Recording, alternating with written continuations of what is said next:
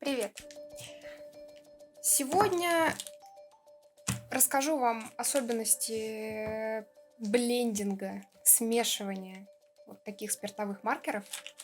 Я специально взяла а, пастельные такие цвета и взяла вот такие вот достаточно контрастные, чтобы показать вам, собственно, особенности и всякие нюансы, о которых никто, конечно же, не расскажет. Потому что кому же нужно свое мастерство-то, скажем так, передавать. Собственно, когда я только купила маркеры и вообще начала пользоваться, а, у меня возникла такая проблема, что когда я их купила, я была очень наивная и глупая. Я думала, что вот конкретно там, допустим, копик-маркеры, тач-маркеры, которые все так очень активно пиарят в интернете, они вот такие вот волшебные, и я буду сразу очень красивые градиенты плавные делать, и каждые слои, они будут такие прям полупрозрачные, я смогу их очень прикольно растушевывать. Но не тут-то было. Все оказалось гораздо сложнее, и я как новичок, я раньше особо маркерами не рисовала, то есть они вот у меня только, наверное, последние года 3, хотя я рисую достаточно давно, а, но вот у меня возникла проблема с тем, что они просто не смешивались, и я не понимала, как, наверное, многие новички, что как так, я отдала столько денег, а маркеры, они вообще, ну, не рисуют так, как я хочу. Собственно, это вот та причина, по которой я решила поделиться, собственно, тем, почему такое происходит и что с этим можно сделать. Первое, наверное, разочарование было это то, что я рассчитывала на то, что такие маркеры не будут полосить. Но на самом деле полосят они, как я потом выяснила, не из-за того, что они какие-то волшебные или это какая-то марка определенная, а полосят они из-за того, что они недостаточно влажные. То есть это скажем так, первый такой момент, на который стоит обратить внимание. То есть в вашем случае могут и копик полосить, если они уже такие подсыхающие. В этом случае вы берете, открываете свой маркер, вот этот кончик или вот этот кончик, в зависимости от того, каким вы чаще рисуете, и накапываете туда спиртик. Спиртик можно купить в аптеке или, может быть, у вас там свои какие-то каналы есть продажи спирта, не знаю. В общем, это должен быть спирт без примесей. Я покупаю в аптеке обычно антисептик спиртовой, там 90-95% спирта. Вот, беру шприц и либо вытаскиваю кончик, накапываю на непосредственно стержень, либо можно прям вот сюда, вот в небольшие дырочки через тонкую иглу накапать. Это первое. Но это нужно делать только в том случае, если у вас реально маркер подсох. Для того, чтобы он не подсыхал, очень важно всегда, когда вы рисуете, плотно защелкивать их. Никогда не оставляйте маркеры вот в незакрытом виде, потому что спирт очень летучий, он быстро испаряется, и маркер начинает мгновенно сохнуть. Значит, с темой влажности так, мы разобрались. Второй момент, о котором я узнала вообще совершенно случайно, и причем это было даже связано не с маркерами, я также занимаюсь еще леттерингом, каллиграфией, и вот это та причина, по которой, собственно, я случайно на это наткнулась. В общем, в чем разница? Вот у меня тут, как видите, есть очень много бумажек, и, возможно, у вас возникнет вопрос, а зачем они все нужны, как бы эти вот бумажки. Как раз-таки фишка в том, что разная бумага дает совершенно разный результат. И сейчас я вам как раз покажу. То есть то, насколько хорошо у вас будут тушеваться маркеры, зависит, как ни странно, от бумаги, а не от маркера. Для тех, кто не хочет смотреть долго, я сразу скажу, что я для себя нашла два идеальных варианта бумаги. Может быть, у вас тоже будут какие-то. Это вот такая вот акварельная бумага. Да, она акварельная, но особенность ее в том, что она достаточно плотная. То есть 200 миллиграмм плотность бумаги, это вот оптимальная. Если она будет плотней, то это нехорошо. Если она будет менее плотная, это тоже будет нехорошо. Вот 200 миллиграмм это то, на что стоит, я думаю, что обратить свое внимание. Второй момент, если вы берете акварельную бумагу, не вся акварельная бумага хорошо подходит. Я проводила эксперимент на хлопковые и на целлюлозные, то есть стопроцентная хлопковая бумага, стопроцентная целлюлозная бумага, и был отвратительный результат. То есть из-за того, что спирт очень быстро в них впитывается, они все полосят, вне зависимости от того, насколько они свежие, скажем так, и остаются разводы, тушевать вообще ничего невозможно. Поэтому, если вы используете акварельную бумагу, она иногда дает очень хороший эффект в том случае, если она долго впитывает. Соответственно, у меня вот здесь вот зернистость бумаги называется яичная скорлупа или shell, по-моему, еще по-английски она называется. Вот на ней максимально крутой получается вариант растушевывания маркеров в случае с акварельной бумагой. Если вы используете еще какую-то бумагу и вы хотите сэкономить и не покупать дорогую бумагу, то я беру бумагу для принтера.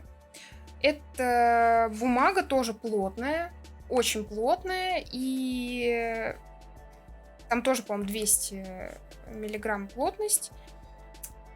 И особенность должна быть такой бумаги в том, что она должна быть нереально гладкой. То есть она не должна быть глянцевой, она не должна быть по фактуре такая, как бумага, такая вот, обычная для принтера бумага. То есть она должна быть очень-очень гладкой, очень такой мягкой на ощупь, то есть вот прям как шелковистая такая.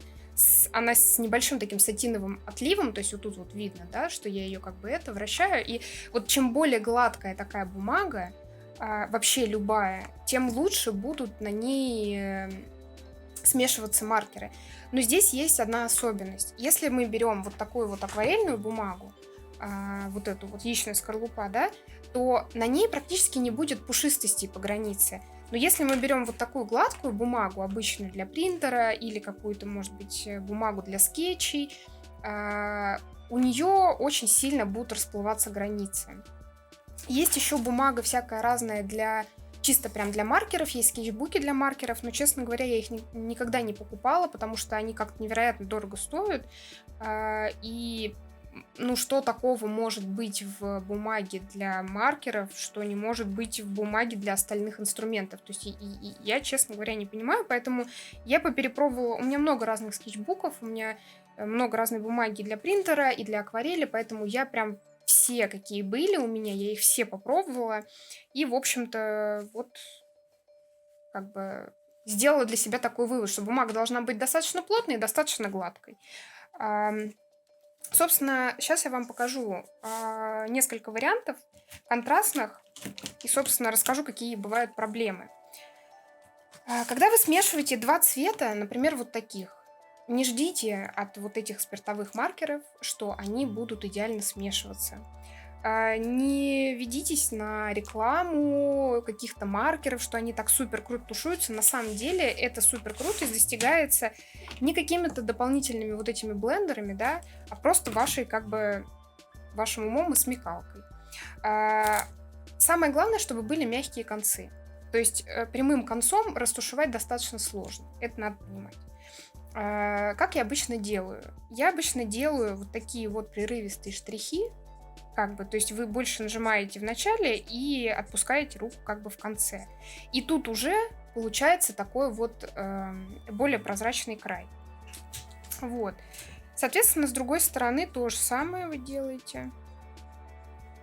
Вот. Как вы видите, никакого чуда не произошло.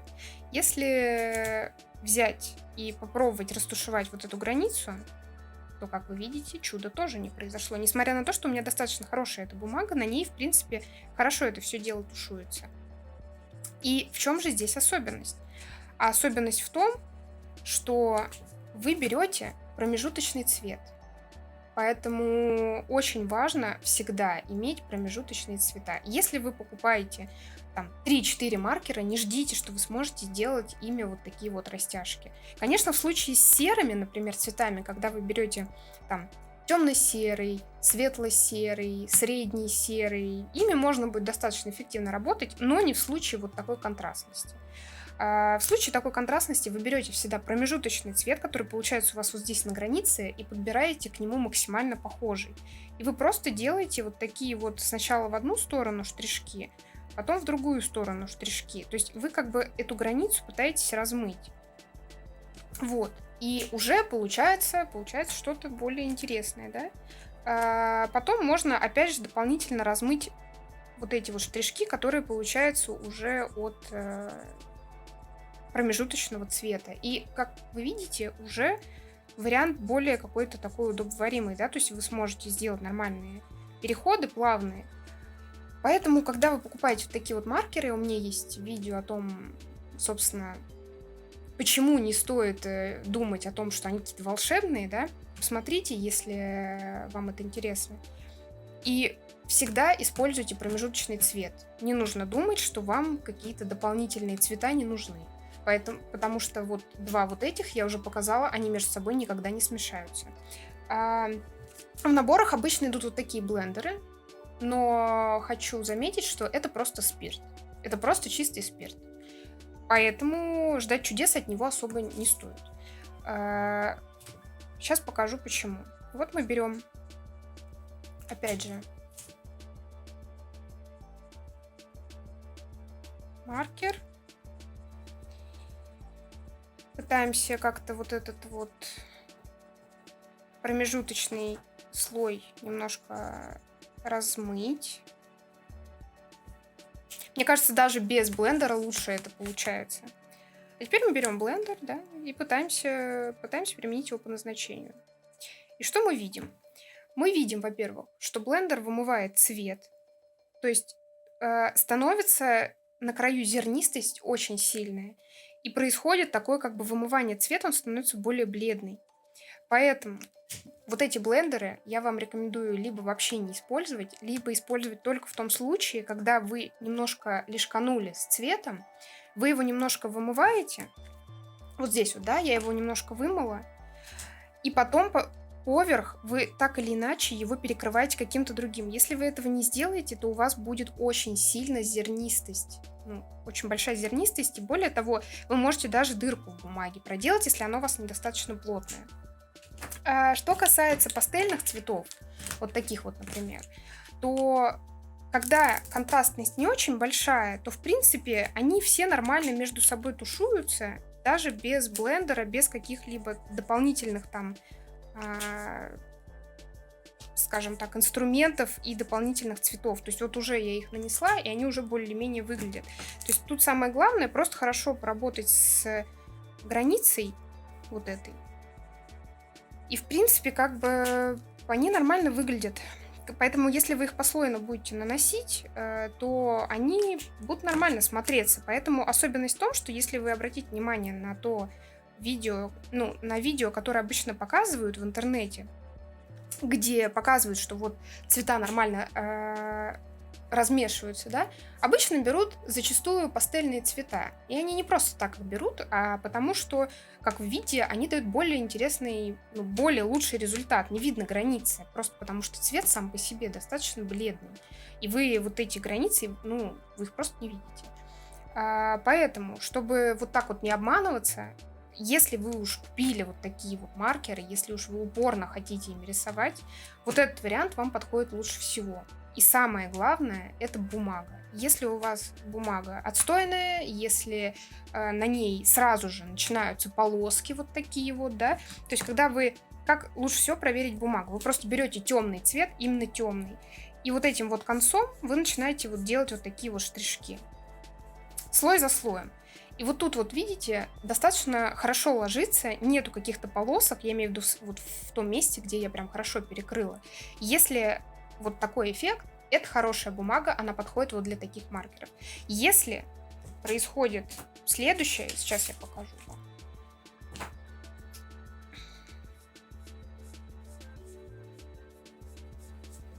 Видите результат?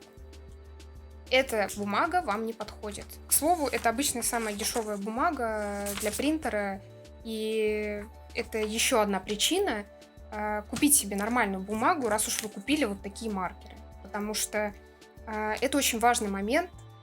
И не нужно ругать маркеры только за то, что вот они дают такой эффект. Это происходит не потому, что маркеры дерьмо, а потому что бумага для них просто не подходит. А, вот если мы используем обычный скетчбук, я не знаю, тут даже не написано, какое это вообще, что это такое. Это хлопок, целлюлоза. Короче, не написано тут ничего, да?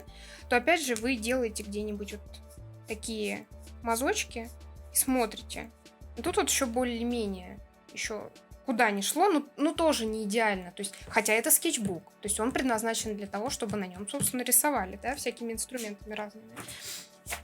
Сейчас я покажу вариант на яичной скорлупе, как это выглядит на акварельной бумаге. И это акварельная бумага, то есть она предназначена вообще для красок.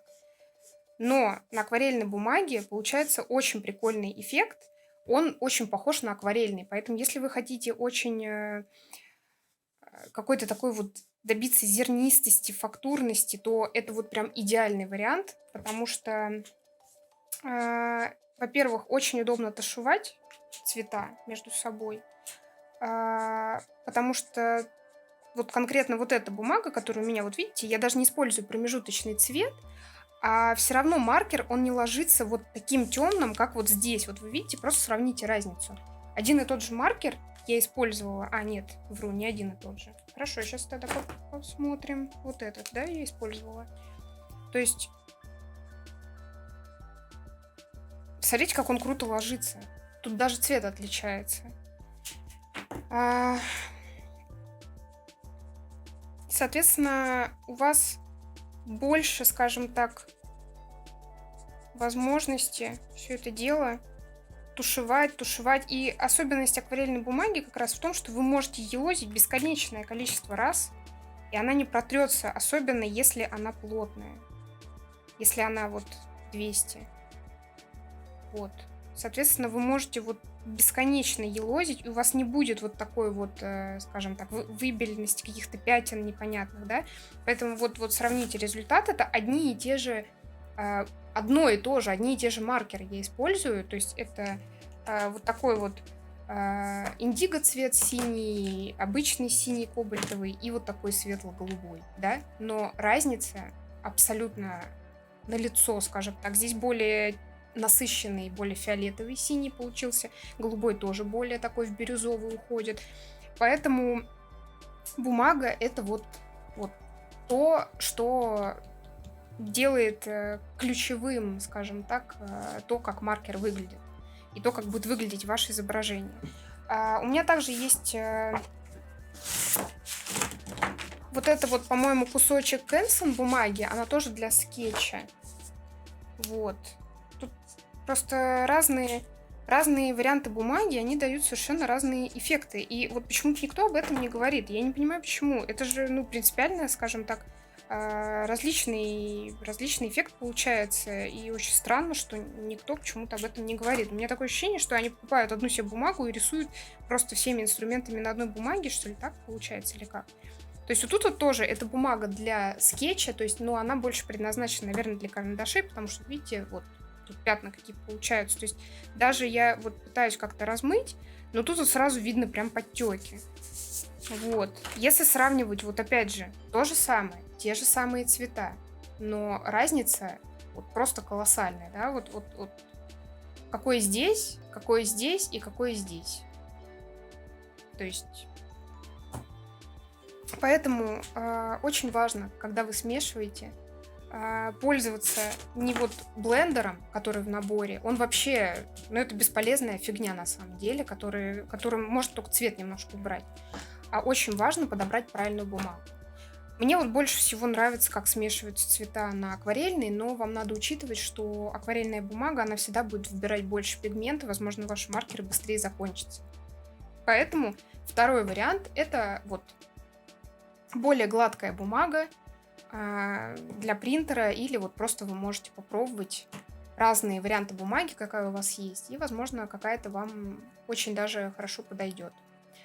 Спасибо, что смотрели. Если будут какие-то вопросы, если будут какие-то предложения, пишите в комментарии, я обязательно прочитаю и постараюсь на них ответить.